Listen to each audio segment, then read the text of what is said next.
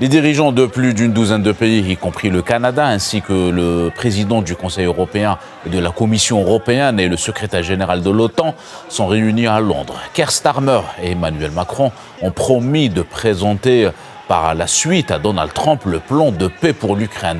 Ce que l'Europe appelle un plan de paix comprend le renforcement de l'Ukraine et une aide militaire.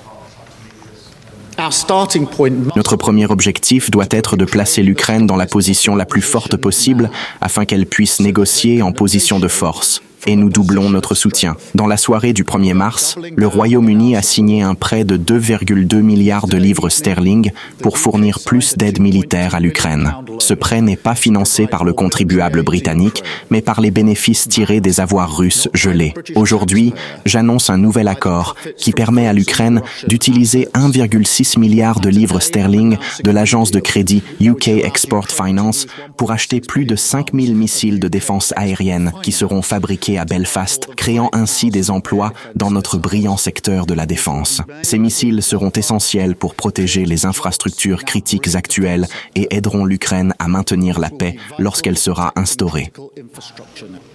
Une fois de plus, il s'agit d'énormes dépenses pour Kiev. Depuis le mois de février, on discute d'un paquet record d'aide militaire à l'Ukraine, initialement estimé à 6 milliards d'euros. Il a été ensuite porté à 20 milliards d'euros. Maintenant, selon le président français Emmanuel Macron, il pourrait s'agir de centaines de milliards d'euros. La décision pourrait être prise, si ce n'est aujourd'hui, du moins lors du prochain sommet qui va se tenir à Bruxelles jeudi prochain.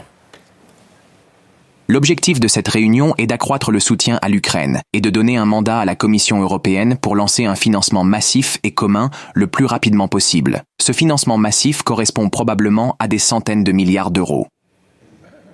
Le Premier ministre polonais Donald Tusk a déclaré que la question de l'envoi de forces de maintien de la paix européenne sur le territoire ukrainien n'était pas à l'ordre du jour de ce sommet.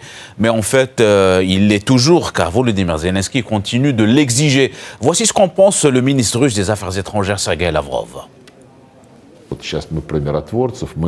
S'agissant des forces de maintien de la paix, quand ils disent qu'ils forment des milliers de personnes et qu'ils leur fourniront une couverture aérienne, c'est aussi de l'arrogance car, premièrement, personne ne nous demande notre avis, alors que Trump comprend tout. Trump a déclaré qu'il était trop tôt pour dire quand le règlement aurait lieu et qu'on pouvait discuter de cette question, mais qu'il fallait obtenir l'accord des parties. Il a raison, tandis que ces types, tout comme ce plan pour la paix en Ukraine, ne font que poursuivre leur stratégie qui consiste à appâter le régime de Kiev pour continuer à faire la guerre contre nous. Tout comme ils ont piétiné les accords de Minsk que notre voisin occidental ne voulait pas respecter, d'après les aveux de leurs co-auteurs. Tout comme ils ont amené au pouvoir d'abord Poroshenko et puis Zelensky. Tout comme ils ont poussé Zelensky à faire volte-face et le poussent maintenant en avant. C'est pour cela qu'ils veulent l'épauler en ce moment par leurs unités de maintien de la paix. Mais les causes profondes ne disparaîtront pas pour autant.